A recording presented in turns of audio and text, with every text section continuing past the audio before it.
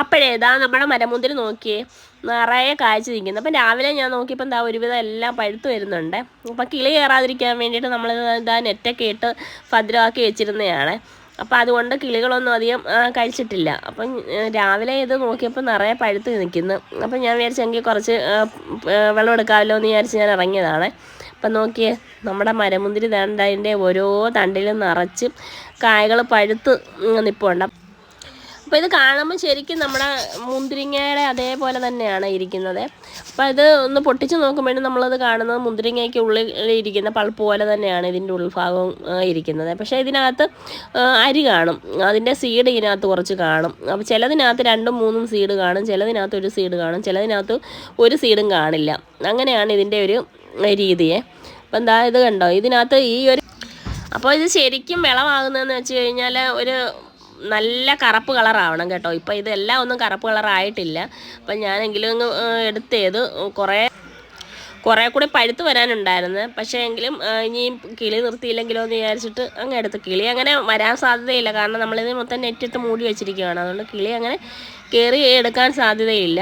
എങ്കിലും ഇത് ഒന്നിച്ച് പിച്ചെടുക്കാമല്ലോ. അപ്പം ഒന്നിച്ചിങ്ങനെ എടുക്കുമ്പോൾ രസമല്ലേ കാണാൻ. അപ്പം ഞാൻ ദാ ഇങ്ങനെ കുറേ എടുത്ത് വെച്ചിട്ടുണ്ട്. അതോ ഇത് നോക്കിയേ, ചിലതിനകത്തൊക്കെ ലൈറ്റ് പച്ച കളറുണ്ട്. അപ്പോൾ അതൊന്നും നന്നായിട്ട് പഴുത്തിട്ടില്ല. അപ്പം നല്ലതായിട്ട് പഴുത്തത് കറക്റ്റ് നമ്മുടെ മുന്തിരിങ്ങയുടെ ഒരു കറുപ്പ് കളർ തന്നെ ആകും കേട്ടോ.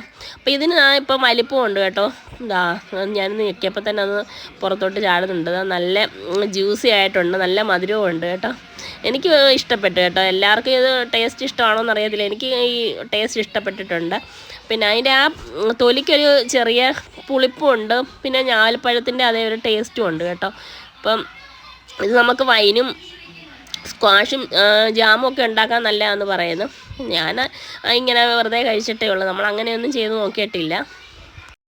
ഇത് പൂക്കാൻ തുടങ്ങിക്കഴിഞ്ഞാൽ അതിൻ്റെ തടി മുഴുവനും ചെറുതായിട്ട് അങ്ങ് പൂക്കും. പൂത്ത് കഴിഞ്ഞിട്ട് ഒരു 21ാമത്തെ ദിവസം ആകുമ്പോഴത്തേക്കും ഇത് നല്ല ഫ്രൂട്ടായിട്ട് മാറിയിട്ടുണ്ടായിരിക്കും.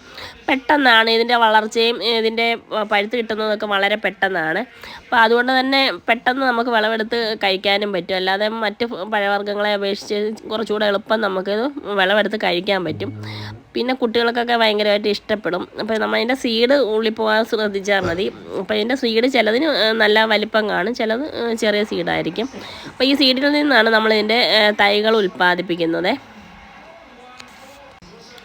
ഇത് റെഡ് ഹൈബ്രിഡ് എന്ന ഇനത്തിൽപ്പെട്ട മരമുന്തിരിയാണ്. അപ്പോൾ ഇത് ഒരു 1.5-2 വർഷത്തിനുള്ളിൽ തന്നെ നമുക്കിത് കായ്ക്കും. ഇത് ചെറിയ ചെടിച്ചട്ടികളിലൊക്കെ വളർത്താൻ പറ്റുന്ന ചെടിയാണ്. അപ്പോൾ ഇത് എൻ്റെ വളർച്ച അനുസരിച്ച് ചെറിയ പോട്ടുകൾ മാറ്റി വലിയ വലിയ പോട്ടുകളിലോട്ടാക്കി കൊടുത്താൽ മതി. അപ്പം കുറച്ച് സ്ഥലമുള്ള ആളുകൾക്ക് വരെ നമുക്കിത് വീട്ടുവളപ്പിൽ വളർത്തിയെടുക്കാൻ പറ്റുന്ന ഒരു പഴച്ചെടിയാണ്. അപ്പോൾ ഇത് കുട്ടികൾക്കൊക്കെ ഭയങ്കരമായിട്ട് ഇഷ്ടപ്പെടുന്ന ഒരു പഴച്ചെടിയും കൂടിയാണ്.